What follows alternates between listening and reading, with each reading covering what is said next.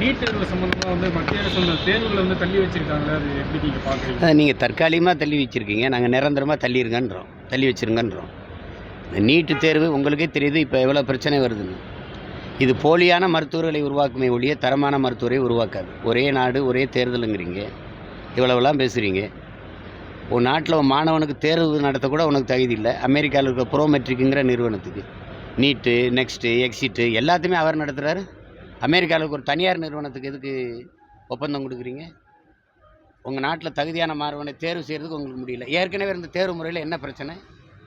அந்த பிரச்சனையை சொல்லுங்கள். தமிழ்நாட்டில் எத்தனை பேர் ஹெட்ஃபோன் ஓட்டு எழுதுனான்னு சொல்லி கைது பண்ணீங்க? அது மாதிரி எல்லாத்தையும் நீங்கள் கண்டுபிடிச்சிட்டிங்க. எத்தனை பேர் கண்டுபிடிக்காமல் எல்லாம் உள்ளே போயிருப்பான்? அப்போ வட மாநிலங்களில் வந்தவொடனே இப்போ கொந்தளிக்கிறீங்க நீங்கள். அதனால தான் அது வேணாம். எப்படி இவிஎம் எந்திரம் ஒரு ஃப்ராடோ அது மாதிரி தான் நீட் தேர்வு ஒரு ஃப்ராடு. ஒடுக்கப்பட்ட, பிற்படுத்தப்பட்ட, உழைக்கும் மக்கள் எவனுமே மருத்துவராக முடியாது. கள்ளக்குறிச்சி விஷயத்தில் இந்த விஷ சாராயத்தினால 58 பேர் இது வரைக்கும் இறந்துருக்காங்க. அது எண்ணிக்கை கூட வாய்ப்பு இருக்குது. எப்படி பார்க்குறீங்க? ஒரு நபர் ஆணையை அமைச்சிருக்காங்களே தமிழக அரசு. எனக்கு இதில் அனுதாபமோ ஆறுதலோ கிடையாது. ஆத்திரம் தான் இருக்குது. இந்த நாட்டில் அதிகபட்சமாக நிவாரணம் கொடுத்தது எதுக்குன்னு பாருங்கள். சாராயங்குடிச்சு செத்ததுக்கு தான். இது நாடா சுடுகாடா? குடிக்க வச்சு குடிக்கெடுக்கிறது, தாலி இருக்கிறது தான் அரசினுடைய பொறுப்பாக, கடமையை. கள்ளச்சாராயம் குடிச்சு சாகிறவனை ஊக்கப்படுத்துறீங்க.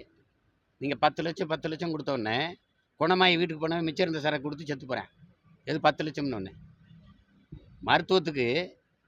மருத்துவமனையில் சிகிச்சை எடுத்துக்கிட்டு 50,000 நீங்கள். அவன் சரக்கு குடிக்கல, கள்ளச்சாராயம் குடிக்கல, உங்கள் கடையில் குவார்ட்டர் வாங்கி குடிச்சுட்டு இங்கே படுத்து கிடக்கிறான் வயிற்று வலிக்குதுன்ட்டு. ஏன்னா 50,000 கொடுக்குறீங்களா? குடிச்சிருக்கானா? அம்மா குடிச்சிருக்கான். அது சாராயமா இல்லை டாஸ்மார்க்கில் சரக்கான்னு நீ எப்படி கண்டுபிடிப்ப? அப்போ படுத்து கிடக்கிற, நீ 50,000 கொடுக்குற. எப்படி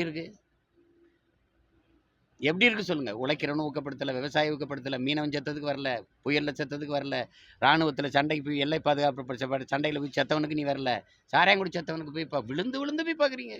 ஃபிக்ஸட் டெபாசிட்டில் போடுறேன்றீங்க. குடும்ப தலைவிக்கு 1000 தான், குடிச்சு செத்தா 10 லட்சம். எப்படி இருக்கு?